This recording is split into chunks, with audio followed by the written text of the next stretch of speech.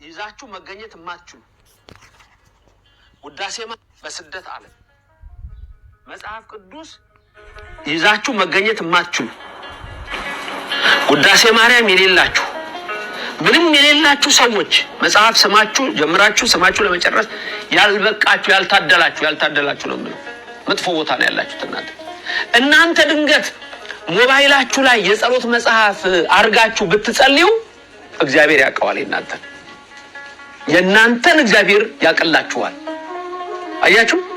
ዝም ብሎ ግን እዚህ ጋር መጽሐፉ ያለ ቴክኖሎጂ ነው እንደዚህ ብሎኛል ምናምን ብሎ እየገለጠ በዚህ ልጸልይ ብሎ የሚያስብ ሰው ካለ ግን አይሆንም። እናንተ ግን ምንም የሌላችሁ ሰዎች ልብ ብላችሁ እንድትሰሙ የፈለጉት ለዚህ ምንም የሌላችሁ ሰዎች ግን ምንም ሳይኖራችሁ አትቀሩም። በዛ ባላችሁ ልትጠቀሙ ትችላላችሁ። ዋናው ግን በራሳችሁ የምትይዟት መጽሐፍት ጸሎት የምታደርጉባት መጽሐፍ ታስፈልጋችኋለች። ስለዚህ በሞባይል ጸሎት ማድረግ ይቻላል ወይ? ቀጥታ ስናይ አይቻልም። ለምን? ስርዓት አለው። ምንም የሌላችሁ ሰዎች ግን ባጠገባችሁ እንደው በዛ ልትጠቀም ካላችሁ ትችላላችሁ ለማለት ነው። ለመመርመር የተለያዩ ነገሮችን ለማየት ግን ምንም ችግር አይኖረውም። ስለዚህ ይህንን ተረድተን እንድናደርገው ነው። ዋናው ግን አንድ ነገር ልንገራችሁ፣ ለመጸለይ ማሰባችሁ ራሱ መታደላችሁ። የማይጸልይ ሰው እኮ አለ። ለመጸለይ ማሰባችሁ ራሱ እኮ መታደል ነው፣ ቅድስና እኮ ነው። መጸለይ ራሱ ሳይጸልይ እኮ ዝም ብሎ የሚተኛል እኮ። ዝም ብሎ እንደፈለገም ይሁን። እኔ ከዚህ በፊት ድሮ ጀምሮ የድሮ ትምህርቴን የምትከታተሉ ሰዎች እንግዲህ በደንብ ልታውቁ ትችላላችሁ። ከ20 ዓመት በፊት ከ25 ዓመት በፊት ያላችሁ የኔን ትምህርት የምትከታተሉ ሰዎች አንድ ምሳሌ ድሮ ጀምሮ የምናገራት ነበረች። አንበሳ አብላኝ አለ፣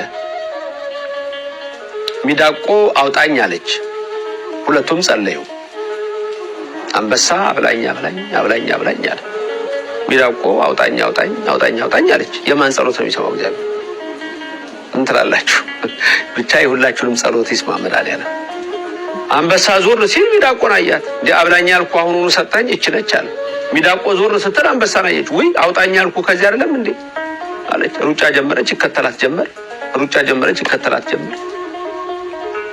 አንድ ገደል ላይ ዘላ ተሻገረችበት። አንበሳው ያን መዝለል አልቻለም። እንደዚህ ብሎ እንደቆመ እንዲዞር ይላል። ጭቃ ውስጥ አሳማኝ እንደባለላል ተኝቶ። ታዲያ ይሄንን አይደለም እንዴ ለኔ ያዘጋጀው አላ። ከዛ ምን ተባለ ነው የሚባለው? አውጣኝ አለ ወጣ፣ አብላኝ አለም በላ።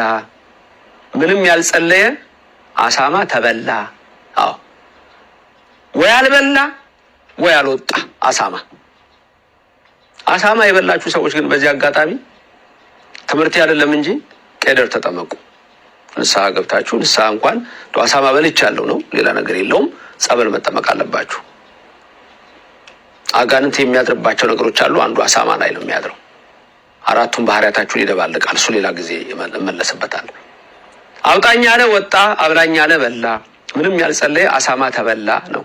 መጸለይ አንድ ትልቅ ነገር ነው። ምንም ሞባይልም ደግሞ የሌላ ሰዎች በቃላችሁ። ለዚህ ነው የድሮ አባቶቻችን እኮ ቢያንስ የዘወትር ጸሎት በቃላችሁ ያዙ ይባላል። ድሮ እኮ አባቶቻችሁ እናቶቻችሁ በቃላቸው የዘወትር ጸሎት ቢያንስ ያውቃሉ፣ ውዳሴ ማርያም ያውቃሉ። አሁን ሰነፍ ትውልድ መጣና እኮ ነው፣ ሰነፎች ሆነን እኮ ነው አሁን ወገኖቼ። ስለዚህ ዋናው መጸለይ ነው። በመጽሐፍ የምትጸልዩ ጸሎት አለ፣ በቃላችሁ ደግሞ ከእግዚአብሔር ጋር የምትነጋገሩት አለ። ንገሩት፣ አውሩት። ጸሎታችሁን ይቀበልላችሁ፣ የልባችሁን ሐሳብ ይፈጽምላችሁ። ኢትዮጵያን በቃ ብሎ ምሕረቱን ይላክልን፣ ቸርነቱን ይላክልን፣ ሰላምና ፍቅሩን በሁላችን ላይ ያድርግልን። ጸሎታችሁን ከደመና በታች ያስቀርባችሁ፣ እስከ ኖህ ሰማይ ድረስ በመላእክት ያሳርግላችሁ። በድንግል ማርያም ጸሎት ያልፋል፣ በድንግል ማርያም አልፎ በስላሴ ዘንድ ይድረስላችሁ። የልባችሁን ሐሳብ ደግሞ ይፈጽምላችሁ። ያስተማረን የመከረን አምላክ ክብር ምስጋና ይግባው። ሌላው ሰው የሚለውን እስትልላችሁ ግን ለምን ተጠብቃላችሁ? ሰብስክራይብ አድርጉ፣ ላይክ አድርጉ፣ ሼር አድርጉ። ከኔ ተጠብቃላችሁ እንዴ? እናንተ ራሳችሁ ማድረግ ያለባችሁን፣ ራሳችሁ እግዚአብሔር ቃል ሊዳረስ ማድረግ ያለባችሁን በሉ። አሁንም ሁላችሁንም ሰብስክራይብ ያላደረጋችሁ አድርጋችሁ፣ ላይክ ያላደረጋችሁ ያደርጋችሁ፣ ሼር ያላደረጋችሁ ለሌላው ትውልድ አድርሱልኝ። በየቀኑ እኮ የማስተምረው ትውልድ እንዲማር ነው። አንድ ነገር ዩቲዩብ ሳይኖር ፌስቡክ ሳይኖር ነው በየቀኑ የማስተምረው። በቀኑ ሁለት ይውሉ ስለሱ አይደለም። ሰዎች የእግዚአብሔር ቃል እንዲሰሙ ነው። ዛሬስ ተማራችሁ? አወቃችሁ? ተረዳችሁ? ይሄን ደግሞ እናንተ ትነግሩኛላችሁ። እመቤቴ አትለያችሁ። የመላእክት አምላክ የአማልክት አምላክ የጌቶች ጌታ የነገስታት ንጉስ እግዚአብሔር ከእናንተ ጋር ይሁን። ሀገራችንን ሰላም አድርጎ ፍቅር አንድነቱ እንዲያድለን የእሱ ቅዱስ ፍቃድ ይሁንልን። ቃሉን ለሌላ ያዳረሳችሁትን የልባችሁን ሐሳብ ይፈጽምላችሁ። አነሳስቶ ላስጀመረን አስጀምሮ ላስፈጸመን ልዑል እግዚአብሔር ክብር ምስጋና ይግባው። በሐልዮ በነቢብ በገቢር በድፍረት በስተት የሰራነውን ኃጢአት ሁሉ የማይሰራ ኃጢአት እግዚአብሔር ይፍታ። ሰላም ሁኑልኝ፣ ክፉ አይንካችሁ። አሜን። በስደት ዓለም